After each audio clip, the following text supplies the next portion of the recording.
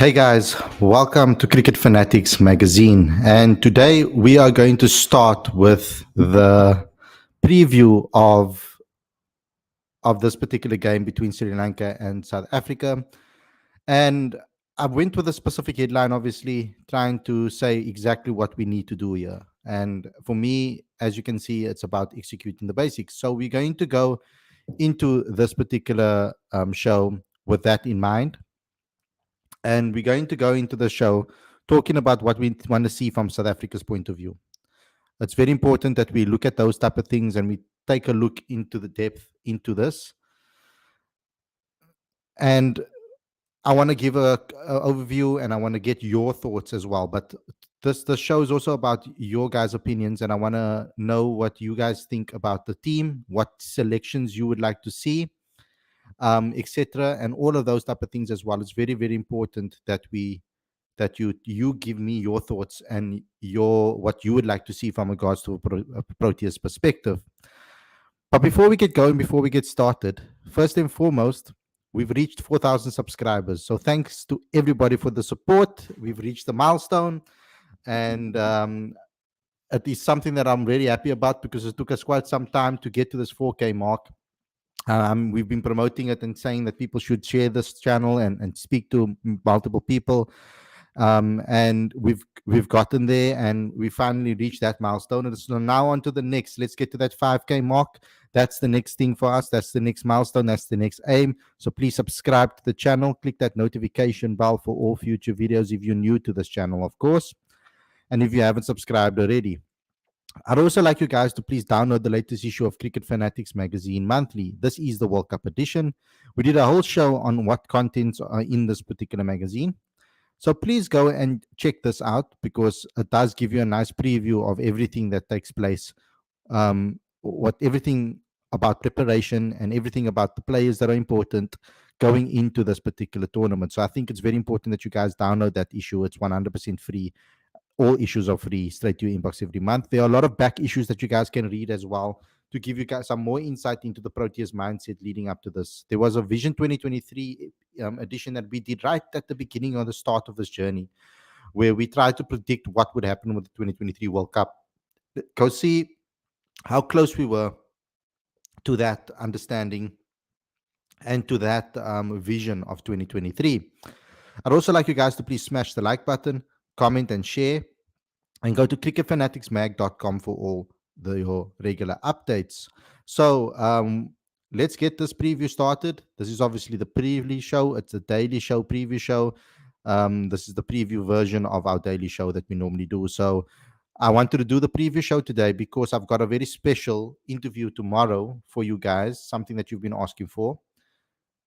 We will be bringing David Bedingham on the show tomorrow evening at 7 o'clock. So that's the reason why it was between today or tomorrow, and that would determine when we do the preview. So I know the preview is 2 days early. Sometimes I like to do the shows a little bit earlier because it gives us some time for it to bed in, for people to watch it before the actual game, because there's a lot of World Cup stuff happening and games happening now until the end of the tournament. So it's better if you guys have some time to maybe think about it and for it to settle before the massive day on Saturday. So without further ado, let's get straight into today's video. Thanks to all the fans for supporting us and for the 4K subscribers. I really, really, really appreciate it. It's on to the next milestone, of course. But let's get straight into today's preview.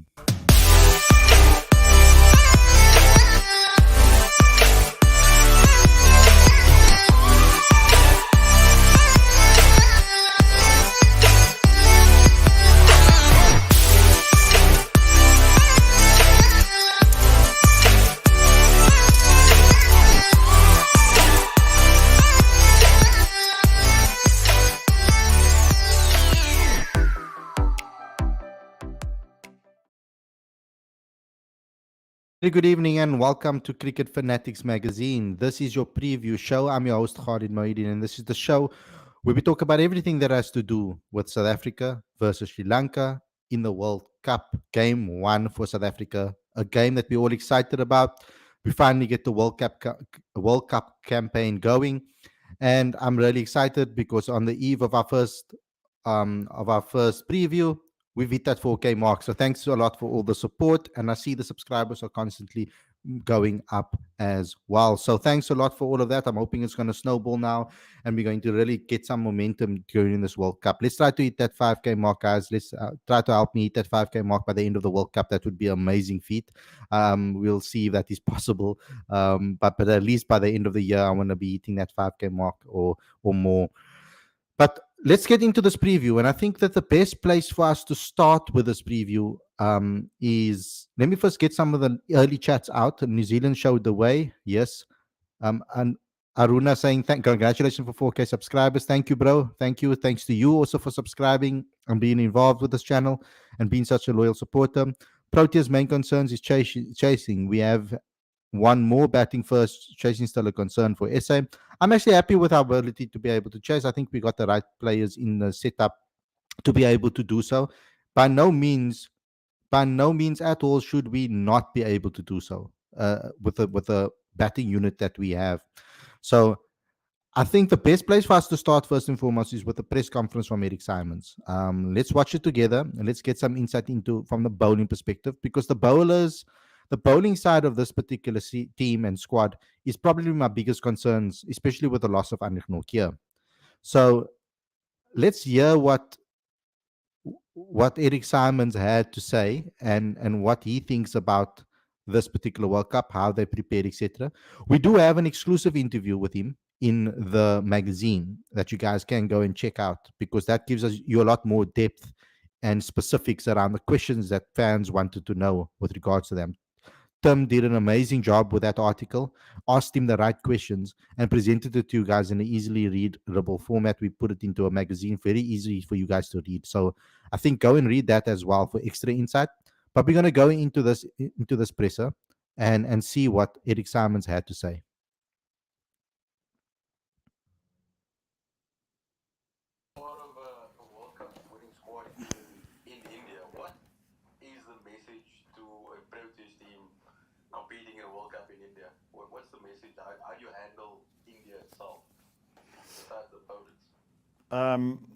Hi, Zaya. First of all, I believe we're a bit late than we should have been, so I apologize for my role in that being a bit late. Obviously, when I was in the previous World Cup, I was with India, and that's a very different animal to being in India, but part of the South African side. I don't know if obviously the crowds that are going to be at the Indian matches and the interest around that team movement around the country is going to be incredible. We have a tremendous experience now within the squad of India. What it's like to be here, not just the conditions, but the hotels, the travel, what's involved with that. So a lot of it are things guys know and understand. I think it's supposed just really then about actually being involved in the World Cup and how one stays calm in the moment and focuses on the things that you guys probably hate so much us saying is the process. But one of my key mantras as a coach is that if we've got a clear plan, then all you have to worry about is execution. If your plan's not clear, you have stress about what to do plus the execution. So the better prepared we are, the better we are, and that's really been part of what I've sort of brought across. We had Mike Horn with the Indian team, and you probably know him. He's a South African explorer, and his message to the Indian team at the time was, "If I don't prepare, I die." So what stress are you guys talking about? Preparation is crucially important. It takes away some of the stress. That's a brilliant line. I think you guys need to quote that. If I don't prepare, then I die. Because when it comes to stress, etc., like it takes me back. That particular story actually takes me back to something, and I know I'm going to bring up something that some of you guys might not like, especially being football fans. But there was a story from Alex Ferguson that came out not so long ago. Manchester United were going through a little bit of a difficult time and a patch at the time, kind of like we are now. But I mean, it wasn't as bad, of course. We're terrible at the moment. But so Alex Ferguson did something amazing. He brought in some veterans, soldiers that went through war and went through a lot of suffering. And he didn't come into the team meeting that morning. All he did was invite the veterans in. And by the time the players got into the changing room, those veterans were waiting for them. And the team talk wasn't from the coaches. It wasn't from the the coaching staff. It wasn't from the captain. The veterans just spoke about their suffering and how they had to back each other and be together and fight for each other right until um, under death circumstances, close to death circumstances. And the rest of the team just looked at each other. This was a story that Rio Ferdinand actually said on his channel. He said that the rest of the team just looked at each other. They're like, "What was that? Why are these guys here? They're like, where's the coach? Where's Sir Alex?" But in the stories about how they fought for each other to the till the death, when another person's life is on the line, someone else's life is on the line over there, and you have to save them, and you have to um, try and be there for them, and in near death situations. So what type of suffering are we talking about, or you talking about, that you just have to go out and play a professional game? So this is a brilliant line, because I think, I hope he told the rest of the team that as well, and that he told the story, because that's exactly what we need from the Proteas in this tournament. We need them to fight for each other. You're not just fighting for yourself when you're playing for your national team. You're fighting for each other, for the nation, and all of that. I think that's what the Box got right at the last World Cup. They had a lot of things that they were fighting for, not just themselves. And I love that the Chasing the Sun documentary, when they spoke about how people, how the players were putting photos on the numbers on their back, and there was a particular scene where Rassi Erasmus cried when he was talking about Mapimpi, because they asked him to put family members on his back, and he only had pictures of himself. And because that's the only family he had, he only had himself. And it was a touching moment and a very sad moment. But the team, along with each other, if they're fighting for each other and fighting for the nation, and realize that this is not just about their careers and not for themselves, they shouldn't fear anything. My approach, and what I would suggest, is for them to take it game by game and over by over. Try to focus on what lies ahead. I don't want them to go and overthink things too much. Go look at the pitch in the morning, see if they're going to bat for bowl first, take it over by over, and try and do the best that they can in every single over that they face, because every bowler is going to bowl differently in the conditions.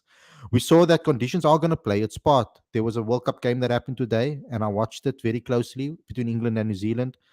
I was really excited about it because it was a repeat of last year's final, and it was a time for New Zealand to kind of have revenge against the previous champions, and did, oh boy, did they do so.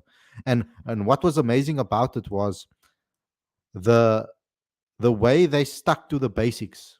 They didn't try to play a certain brand of cricket, from what I saw. They stuck to the basics and stuck to their strengths and played the conditions to a T. Now, they noticed early on with Trent Boult that on this particular wicket the ball wasn't swinging around. He went for, I think, 12 or something like that in the first over. And Matt Henry then came in and he performed exceptionally well by realizing that he's not getting swing up top, allow it to move off the seam, and use the pitch to your advantage to try and put pressure back on England and stop them from playing their free flowing style of cricket. And it worked. It worked like a charm for New Zealand today. They stuck to the basics. And I'm going to go in a little bit more about what we learned from this particular match, because it will help South Africa as well into thinking of that. I know it's at a venue that we're only going to see at the end of the tournament against Afghanistan. So we're not necessarily going to see this pitch until we play Afghanistan at the end of the tournament. But there's a lot of things that we can pull out of that from this match for then. But let's continue with that, because I love that line from Eric Simons. I think it's brilliant, and I hope that the team has watched this, or I hope he's relayed that particular message to the team as well. Thanks, Ikea. Thank you. I'm going to go Nathan, then Johan.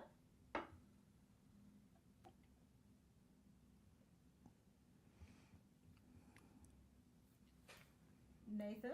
Yeah, Nathan doesn't come, so it takes a while. Sorry, guys.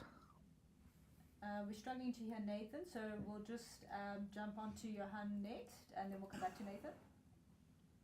Hi Eric, have you been to the pitch and are they using the black turf this time or was it a similar as the last match South Africa played last year?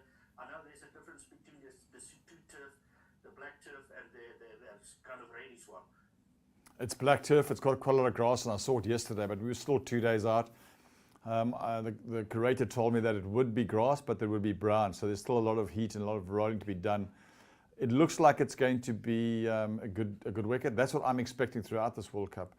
The red soil, which as we'll find in Mumbai, that probably bounced a bit more, but also maybe a bit slower, whereas the black soil tends to skid on. This is a new square in Delhi. It's probably about 4 years old, but it's definitely the black soil and a decent covering of grass. Okay, so that gives us some some insight into the conditioning. Now, these 2 days out, of course, and they'll probably cut that grass a lot more. Heading into this particular match, but it's going to give us some insight into what we're going to probably see. I think that if you stick to your basics, because I think there's going to be good batting wickets in this tournament. I think India's aim, or the ICC's aim for this tournament, is to get big scores on the board and have a lot of matches that are high scoring. I think that's the aim, so that we can get maximum out of the tournament. So we're going to have to wait and see on the morning what they actually decide and what they say about the Delhi pitch. But we're going to have to take some insight into the fact that there's going to be grass on the wicket. Grass is good for South Africa. It's the conditions that are going to be the key. If there's grass and the ball's swinging around a bit, we could come into some problems against Sri Lanka, because they do have some decent bowlers in their team. So it's going to be very interesting. But I think that a grassy wicket does favor South Africa, particularly KG if he's on song, particularly Lungi, I think, if he's on song. And I think even the youngsters will be able to maximize that with bounce, etc., and all of those type of things, especially Marco Jansen with his unique angles. Raul, you haven't missed quite a lot yet. We at the beginning of the show, we just basically listening to Eric Simons' press conference and reacting. He just gave an amazing story about a South African explorer that joined the Indian team in the setup when he was part of the Indian side that won the World Cup. But let's continue. Thanks, Johan. We'll try Nathan again, and failing that, we'll move on to Firdous. Sure, can you hear me now, Lucy? Yes, we can hear you loud and clear. Thank you very much. Apologies about that earlier. Lucy, just if I may ask two questions or keep it to one? Sure, go ahead. Thank you very much, Lucy. Good day, Eric. We saw Hi, Nathan. what fixtures being rained out. Does this get discussed in coaches or team meetings on how you guys want to approach the tournament? How the rain affects the preparation, the rain out matches, how it affects the preparation. Correct. It was disappointing for us. We actually took a lot out of the bowling in against New Zealand, very much around what we wanted to do, the plans and the execution of the plan. So we didn't get caught up too much in the actual result. There were some good things, some stuff we had to work on. And to me, certainly from my discipline, it would be nice to have had 2 games, to have had the game against Afghanistan, to have done the things we did, and then taken to a more match-ready situation with New Zealand. But it's one of those things. All the teams seem to have faced it. It would have been nice to have the 2 games. We didn't have it. We just have to move on. So it just means your practices have a different focus, just in what you can do and what you can't do. So it's a little bit more match-specific preparation.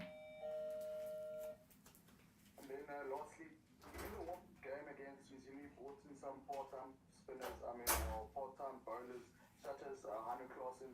We know he's also capable to stand in as keeper as well. Are you happy with the copper bowlers? If you can also consider the Australian series ODI performances as well. Look, I think all the teams are in situations where you want to constantly be improving and moving forward, and that's what we're trying to do as well. But I think in a tournament like this, it's also important to have options. What do you do in a situation? What happens if somebody goes down with cramp? We just want to also understand what happens in a situation like that, or if somebody gets injured, what are our options? The wickets present themselves very differently here. So yes, there was some good progress made in the matches against Australia. But again, we didn't want to get caught up in the outcome. I think we got wickets at times that maybe the execution wasn't what we wanted to do, so we'll keep focusing on that. So there was some improvement.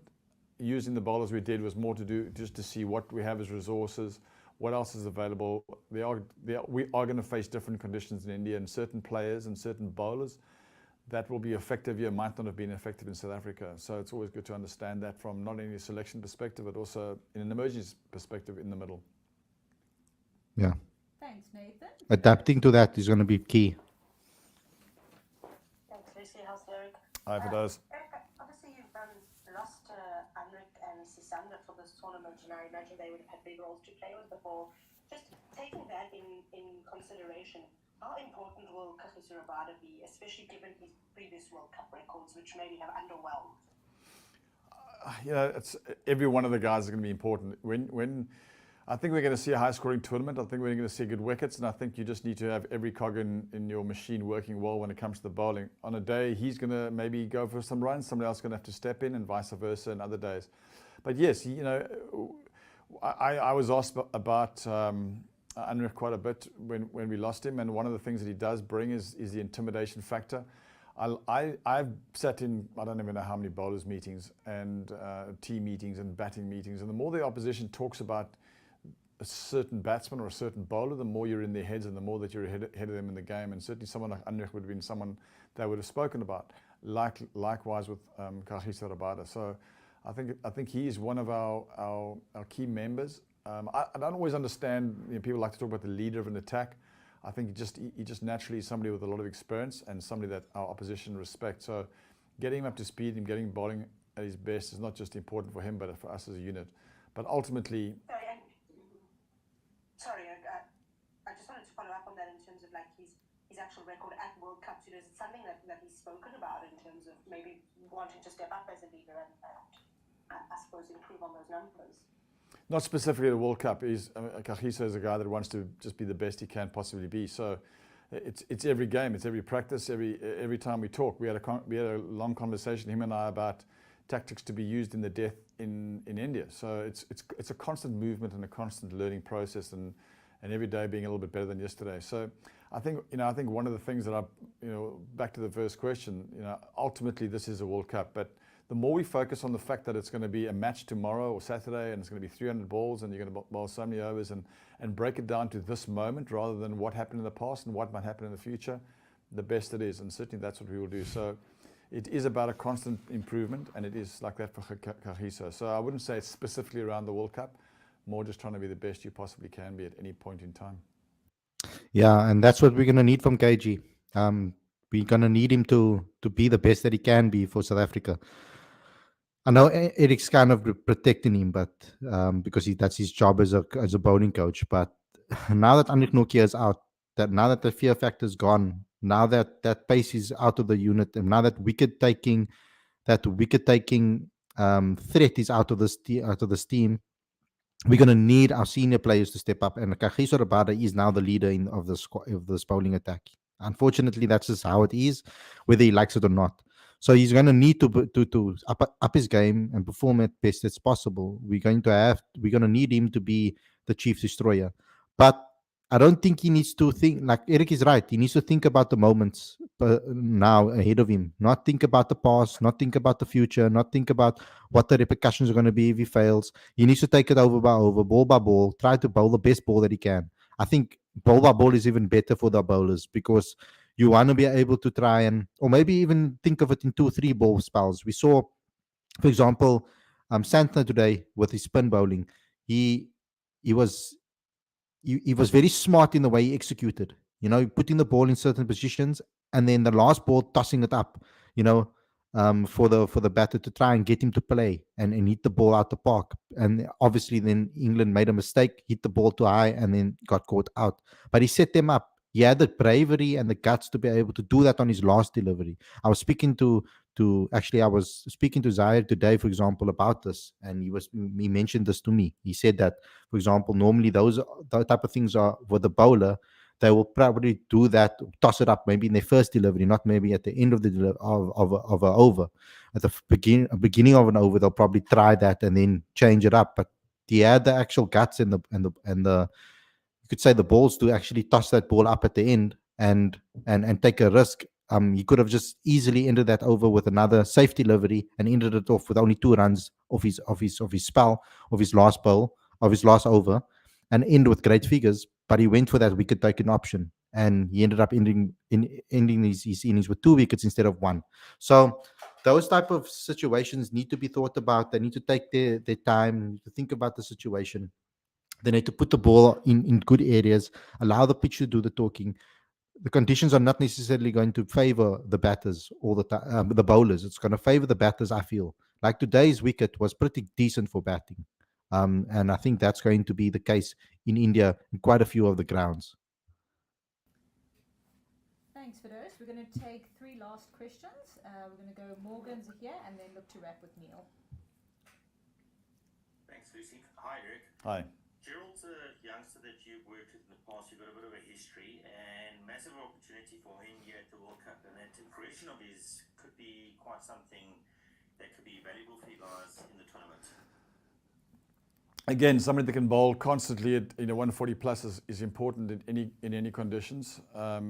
He's gonna run into someone's gonna punch him in the nose at some point. I've absolutely no doubt about it. That's what this game's about, and particularly in India.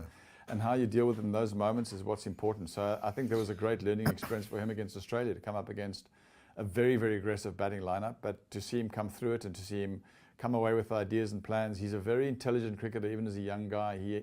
He understands his game and he contributes a lot also in bowling meetings about batsmen and opposition. So I do think it's going to be a steep learning curve for him, but he is somebody with the material and the resources to handle it. So I think one of the things that's going to be important in Indian conditions is going to be your pace-off deliveries, and he's got a delivery that we saw against Australia, even in South African conditions, that was quite effective. I think it was Inglesy bowled with an incredible leg cutter, which is, once you get opposition talking about it, you're winning a bit of a battle. So exciting man, because you've got the pace and then the pace off as well, and then the fact that he is growing as an intelligent bowler as well, which is important. Very important.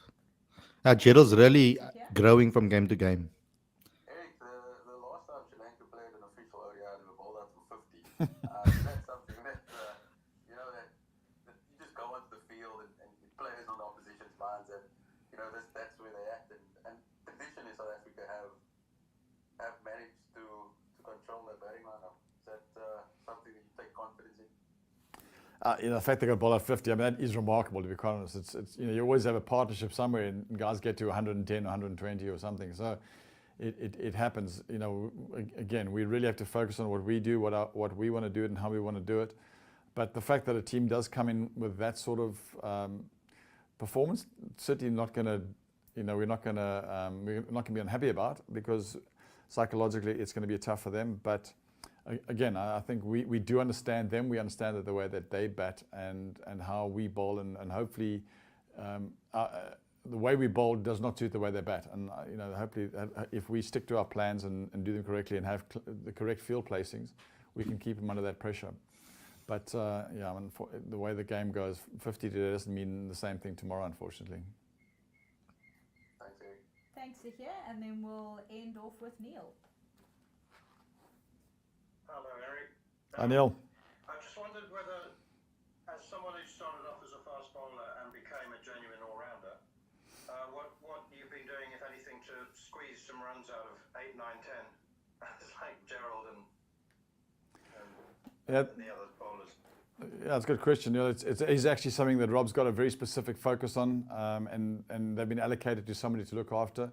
So that there's conversations around them in terms of what the role will be. Are they batting together? Are they batting with the top order batsman? What will they do to make sure we can eke out as many as we can, not only for them, but as a partnership? If they're batting with the top order batsman, if they're batting with a David Miller, their role's very different if it's Shamsi and KG or whatever, whoever it might be. So it has been a very strong part of our conversation around the preparation thinking, Neil, and they have, let's put it, been allocated to one of the coaches to look after and get preparation done, both from a tactical and a technical perspective. Okay, cool. So basically they prepared for everything. That's ultimately what we've heard. And they are preparing a little bit differently to how they've seen things before.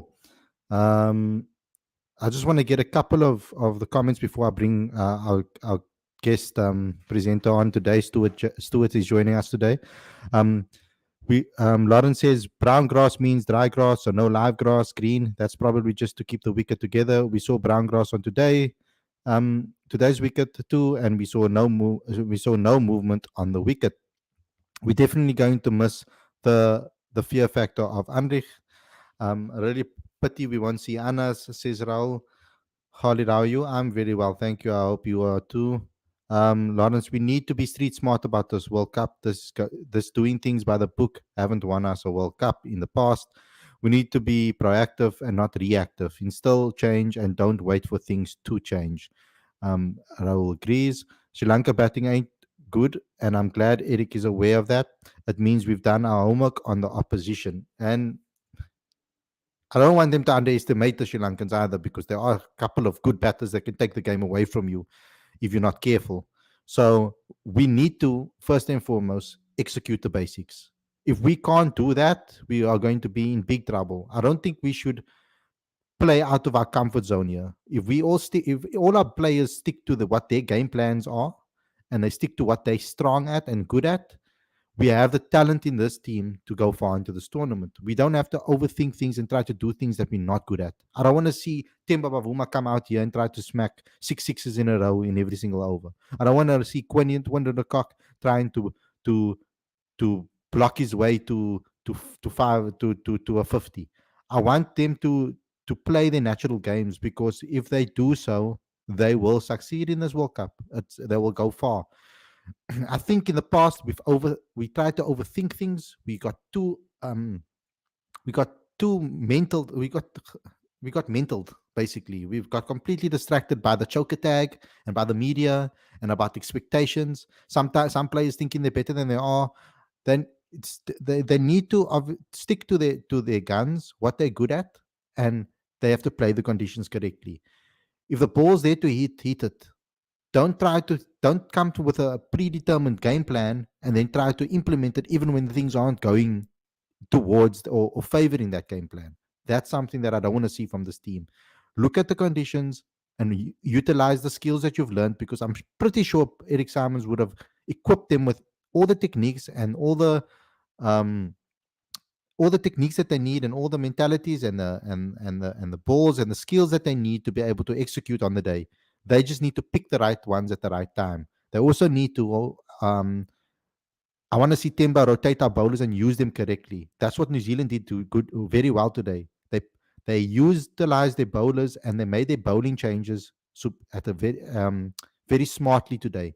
They bowled to the field. They had great field placements, and they rotated the bowlers when they needed to at the right times. And that's something that I think South Africa needs to do. Okay, let me get Stuart on the show. He's been waiting patiently for half an hour in the back end here. I'm sorry that we made you wait, Stu. Sorry, that's the wrong way to put you there. There we go. Welcome, welcome to the show, bro. Hi How are guys. you doing? How are you doing? No, I'm good, thanks. I've got to be honest, I'm still a little bit upset with the VAR in the Liverpool game the other day. It's taking a long time to get over that one. But other than that, all good. How are you doing? No, I'm good. I'm good. I'm really happy. Things are great at the moment from that perspective. Yeah, DT says, everyone, congrats to you, to you and your team for getting 4,000 subscribers. Thank you, bro. We are continuously climbing. I saw we went above the 4K mark today, as we speak. So thanks a lot for all the support, everybody. It was a milestone I was really trying to work hard for. But yeah, everything's good this side, Stu. But we've got a job to do now. Let's talk about this particular game. First and foremost, I want to get your thoughts. How are you feeling ahead of this particular game? What are your thoughts going into this match? What would you like to see from South Africa? So I think listening to what Eric Simon said, and obviously you guys have all highlighted it. It will all, depend on the conditions, and obviously they've got their plans. Going into the game on Saturday, I'm just a little bit, I don't know, like confused, because I think I don't know if they're going to play, Keshav and Shamsi together, or if they're going to favor Gerald, because as Eric mentioned, he does have a decent cutter and can do a job in that way. So it will obviously be interesting to see which way they go with the bowling lineup. I'd personally like to see the two spinners play together, particularly if they are if the wicket is a little bit flat. But obviously, it will depend on the conditions and what they've planned. In terms of the batting, I'm very excited about our batters. I think that generally, everyone in the past 12 months has been slowly coming into form at the right time. De Kock batted well the other night. Miller's been playing all right. Markram has also played well recently. And Klaasen, I don't know what that guy's done, since the SA20, but he's been absolutely on fire. So I think all in all, I'm very optimistic going into the tournament, and I really like how Eric Simon systematically explained everything in terms of the conditions and what the bowlers' roles are. I do agree with you about Rabada now being the leader of the attack. It is a bit of an unfortunate situation that Nokia did get injured when he did. But I also think, as you said, we've got a guy like Gerald who can, hit the deck hard and, also bring that fear factor into the batters. And we've also got a guy like Lungi who also has quite a bit of experience and can also bowl decent cutters as well. So all in all, I think we've got a lot of bases covered coming into the World Cup. But having said that, I think we need to take it game by game and see, what the opposition are and what the conditions are dictating and all of that. Yeah, I think that's going to be the main thing for them, is to be able to read the conditions and then select accordingly on the morning, because that's what's nice about having a bowling coach available that obviously has some insight and some experience with regards to the conditions over there on the ground. Now, when you look at ODI histories and you try and pick out who are the top bowlers on this particular ground, it's from the records. If I look at it, when I check the best bowling figures, which I think will give us a best indication on who really has done well on this ground, it's Roach in 2011. We've got obviously, if you go to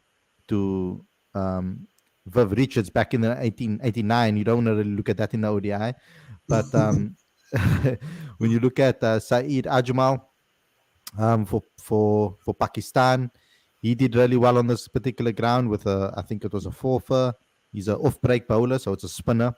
So it might be a ground. And we've got Harbhajan Singh as well for against in 2006 for India, took a 5 year at the ground.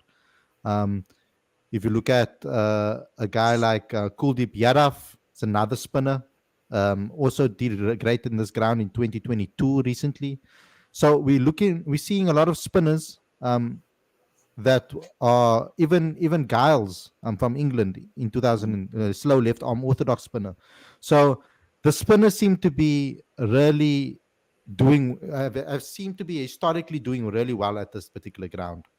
Now, two spinners will probably be, if we're going to look at the history, then two spinners would be the case. It will be, I think that is something that this particular ground always favors spin. So from the history books, now we don't know how much the ICC has changed the wicket. It is going to be the first World Cup game played at the ground, I think, for this particular round of fixtures. Before we get to, I think so, if I'm not mistaken. Let me just double check the fixtures quickly. Because, yeah, it will be the first game of the tournament that will be played there. Because I'm not going to talk about warm-up games here now. I'm just talking about now, obviously, on this particular tournament, the wicket would have been obviously fixed up a bit or changed a bit before this first match. So if we're going in on history and we haven't seen the wicket, then by all means, I think you're right, Stuart. That playing the two spinners is going to be important. I think Kesh and Shams is going to be very crucial in a match like this. But that means then also the way we play against spin is also going to be very important. Now, we're lucky that we have a couple of guys that are really finding their feet against the spinners. I mean, Temba hasn't looked too bad against the spinners, although he's obviously an opening batter, so he'll face more of the seamers up top. But Heinrich Klaassen, our middle order, is looking good against spin. I mean, Aiden's improved a bit. Okay, he still has a little bit of issues against maybe certain bowlers, but he's looking a lot better against spin. But Heinrich Klaassen is our best player of spin, so we're gonna need him to to really step up. I put him on the front cover on the front of this thumbnail for a reason because he's our best player of spin. He's really destructive against it. He's definitely a great player against that discipline. So when it comes to execution, because I've spoken about basics, and I think that's the key over here is to do the basics right. We saw against Australia how certain players, for example, Marco Janssen, was maybe searching for things that he maybe didn't need to, and he admitted it in his presser where he said he was searching for the swing too much, and instead of trusting his ability and his natural variation that he brings to the game and sticking to the basics.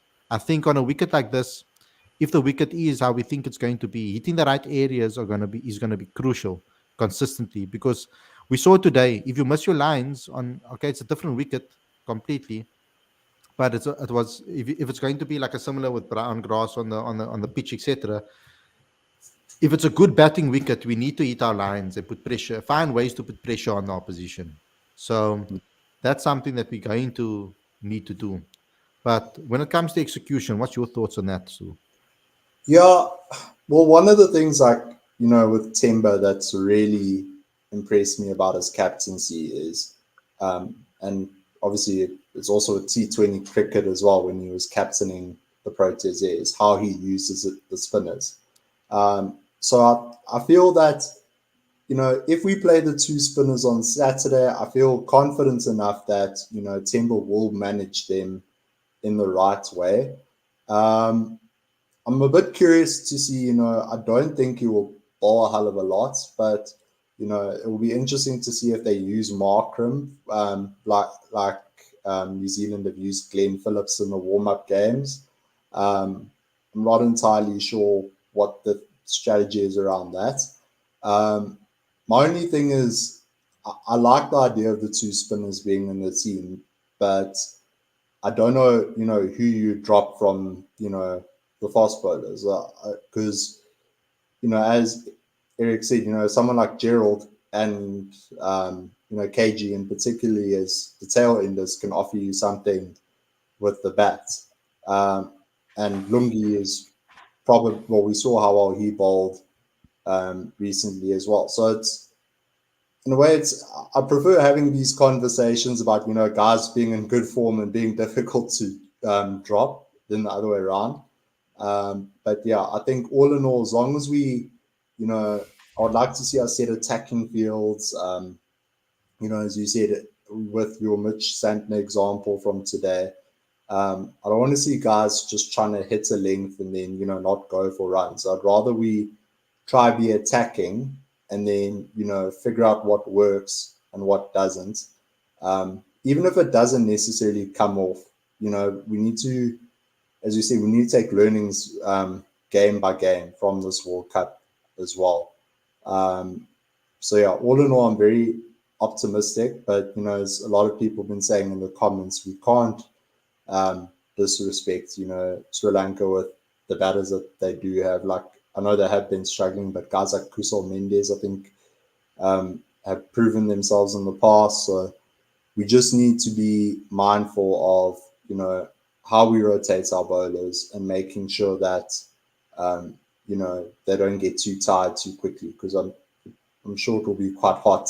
So we don't want to get them fatigued and all of that going into the next game as well. Yeah. Kusal Mendes is a very dangerous player, someone that I am a little bit scared about. Nisanka is also pretty good as well.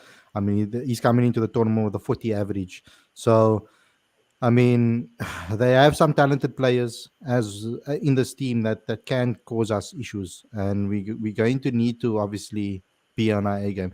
But not only that, we need to take advantage of these teams, that are not maybe in the big four. And I think also for the confidence of the players. KG is a confidence type of player. If we can go into this particular game and slap up Sri Lanka and really do well, and he takes maybe a couple of wickets and his tail is up, I think he's going to grow with confidence throughout the tournament. But if we come into this and we end up losing to Sri Lanka and then we maybe get beaten by Australia, I don't think it's going to be easy for him, for someone like him or some of the players to recover from that. It's very important that we play extremely well in those first two games, and hopefully win both. That will give us even obviously more confidence. But it's all about the approach, and it's taking it game by game. I think that's the best way, and taking it ball by ball, over by over. I rather say. Because we have to execute the basics correct. And if we can start hitting our basics right in the first game, then we can only get better. Then, obviously, as the tournament goes along, we can add a little bit extra things to our arsenal to try and take our game to the next level and continuously improve. Lorenzo, we must win against Sri Lanka, Netherlands, Bangladesh, and Afghanistan if we stand a chance to get close to the semis. All the other big nations will beat those teams as well, so we can't slip up, says Lorenzo. It's very true. Hunain says Delhi generally is a good batting pitch. Black soil means less bounce. Yes, that's true. Um, Delhi is very small and sometimes they flat wickets. I remember a match in Delhi where Mumbai chased down 200 plus versus CSK. Pollard smacked Ngidi all over the park, says Kani. The Dutch will destroy Pakistan tomorrow, says Dex. We chased 211 in Delhi against India last year. True. Lorenzo can't underestimate Bangladesh. We lost an ODI series against Bangladesh at home, as well as Bangladesh thrashed us in 2019 2007 World Cup. Unain says we need 4 wins from Sri Lanka, Bangladesh, Afghanistan, and the Dutch. It will leave us with 2 wins to get to the semis. India and Pakistan will be tough, so need to beat 2 from Australia, New Zealand, and England. Very tough task that. I mean, you saw New Zealand and England. Did you watch any of the game today of New Zealand versus England?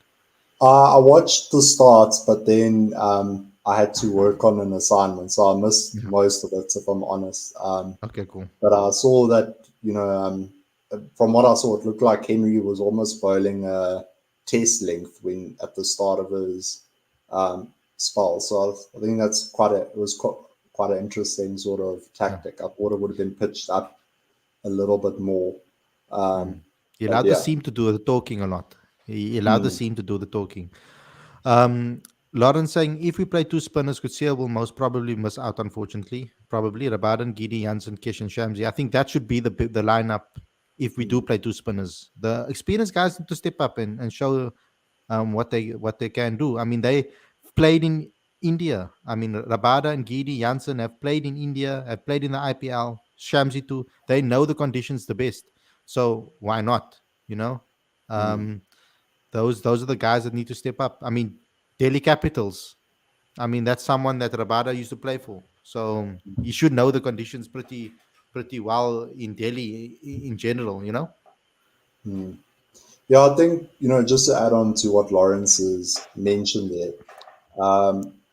and I know, we've got to take it game by game and conditions and all of that, but I think, general strength of South African cricketers, we generally produce like world-class fast bowlers. So I would like to almost see, I don't say like workload being managed, but like, I think Australia, when they came here, were very clever not playing Pat Cummins in a lot of the games and all of that. And I think we just need to make sure that, we don't tweak things too much, but we also just need to make sure that, guys have the freshness to almost go the whole tournament. Because we can't expect, for example, like KG to play in every single game and expect him to be performing at the same level at the end like he was doing at the start of the tournament. So I think we need to just maybe be a bit mindful of that. Yeah, very, very true. I just want to go through quickly some more chats. I would play Gerald against Sri Lanka because of his pace. You need to hit them with pace. It's a possibility, but I just think that the experience of Lungi and KG will do us well on a wicket that maybe doesn't favor the bowlers that much. Don't forget Kusal Pereira. Yes, of course. Did you forget what he did? I did not forget Kusal Pereira. That guy gave me nightmares. So, like, let me just go through some of the players in this team and say who I think. I mean, obviously the captain Dashwin Shankar, very good. Asalanka is brilliant. I'm a big fan of the Dananjo de Silva. He hasn't always played to his best, but I'm a big fan of him. Kusal Mendes, of course. Kusal Pereira, of course. And then obviously they've got their bowlers like Tikshana. I think obviously like who else over here can I think of? The Mudashanka as well. I think he's a brilliant player. Um, depends on. I mean, the one thing that we can maybe be happy with is that one of their best players is not available, so who's not here. So that's something that we maybe can be happy about. But other than that, there are some players that I think are going to cause us some issues. Patirana as well is someone that we need to maybe look out for. I mean, yeah. So I'm not really scared about them necessarily. But I do think that they have some players in this team that are really will cause us some issues if we off our game. Our bowlers need to learn from that 100%, and that's the thing. If there's no swing, I mean, we don't necessarily have many swing bowlers in our team at the moment. I was hoping that KG was going to be able to be that swing bowler in the future. When I watched him come through the system, I really thought he was going to be that guy that's going to get that swing bowling, reverse swing, all of those type of things in games. In certain matches, he did show it in Test cricket, and it's a lot easier to get reverse swing in Test cricket. Obviously, you need the ball to be a lot older and to do its thing. But I thought he was going to be our new ball swing bowler. At the moment, he does seem a bit off, and we're going to need him to step up.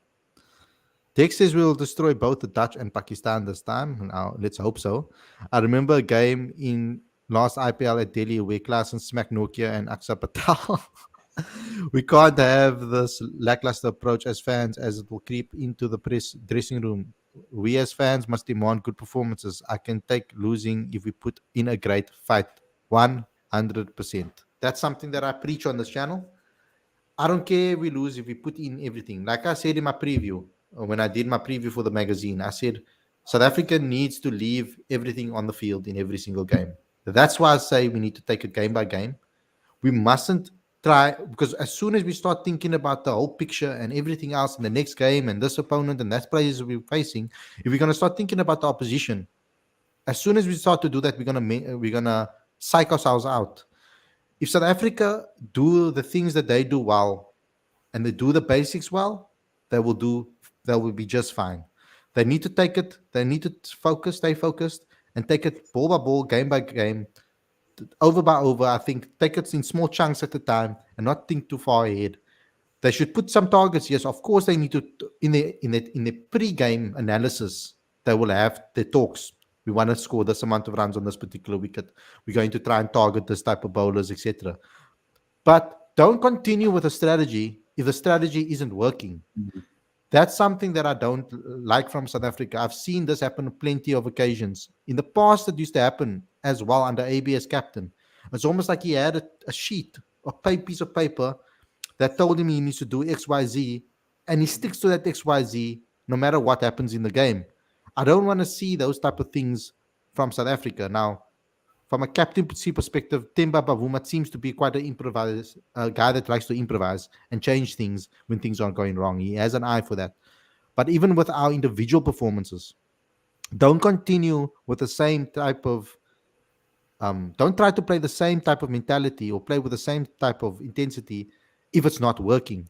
Change your game up. If you're seeing that the ball is not coming off the bat quite easily, take your singles, take your doubles, run between the wickets hard. If you're seeing that if the game plan isn't working, because that can happen in a match. A game plan might not work, and then you need to switch things up. What's your thoughts on that, Stuart? Yeah, I agree. I think it's it's very important, that we've got people like Eric Simons, JP Duminy, and Rob Walter, on the coaching staff, because I think, Eric Simons in particular, working with the Chennai Super Kings, he knows what it takes to win big tournaments. And I think Timber, as well as a captain, as you said, he has got that knack of just, as you said earlier, using the spin as well, or rotating the bowl as well. So I do agree. I think we do need to have our own game plan, but at the same time, we can't be too proud to, adjust it here and there in order to, try to get an outcome. Like, if, we can't be too over aggressive and go for 12 runs and over for 4 overs and then still carry on the same way. You've got to almost assess the situation at that time and then see what's going on. So I think it's quite nice that, we do have that sort of ability. And, it sounds like they have got a good balance, from what Eric was saying. Mm-hmm.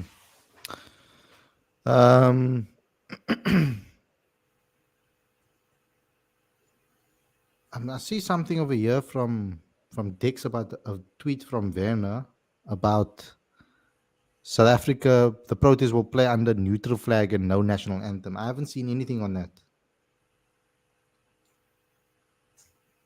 Oh, wait, wasn't there, I thought I saw something on Instagram today about, I don't know if it was a deadline for like a government thing, or, I don't know what if someone could maybe just tell us, because I briefly saw it when I was scrolling through my Instagram, but I wonder why they would do that.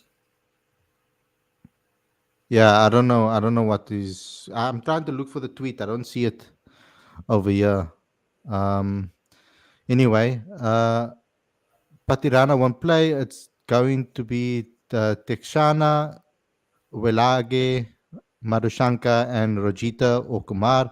4 bowlers plus Shankar and De Silva as 5th bowler. SA is at risk to play under a neutral flag if we don't comply to the new drug testing laws. We have about 10 days to sort that out. That's a government issue, not CSA. So let's hope they sort it out. Yeah, I know about that. Khalid, I see a few people say we shouldn't disrespect the small nations, but it's not about that. We must beat them as all the other big nations will beat them. We can show them respect after the game. Yeah, I mean, yeah, it's not about that at all. But I also don't think we need to get that into our heads. Like, just play the game. Just play the situation. Like, play the situation and play and be the best that you can be on the day. Start thinking about, because that's how you get into spheres. You operate in spheres where you can start underestimating the opposition, like we did against the Netherlands, like we did against Pakistan.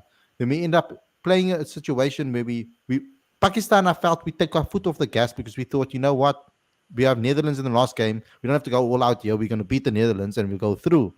It wasn't a must-win game in the context of if you beat the Netherlands. And then they ended up losing to the Netherlands. So I don't want the South African unit to think like that, because it seems like if they start to think like that and start to think maybe out of their realm, they can make mistakes a lot easier. And I don't want them to do that. Focus on the game, like Eric Simon said. Focus on the situation at hand, the task at hand. Try to execute your plans. Try to execute the game plan, and and know how to adapt your game if the situation is asking for that. They are playing with Kumara or Rajita along with Mudashanka as 2 pacers. Kumara's the same bowler against whom Davey hit 2 6s in the last over in the T20 World Cup 2021. He has deleted it now, Khalid. Okay, cool.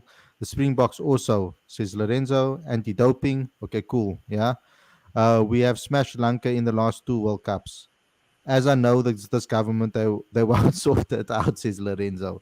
Let's see what happens with regards to that. Let's get your final thoughts, Stuart. Yeah, look, I know we always go into a World Cup with the tag of, and sorry for using a swear word, but the chokers. But I genuinely am feeling quite optimistic going into the World Cup. Um, I think, we saw in the Australian series and, to an extent, the other nights against New Zealand, it looks like guys are getting into form at the right time. I do agree that, it's not a thing that we're disrespecting the opposition, but at the same time, we should use those games against the smaller nations like the Netherlands or all of that as a learning curve for the knockout games.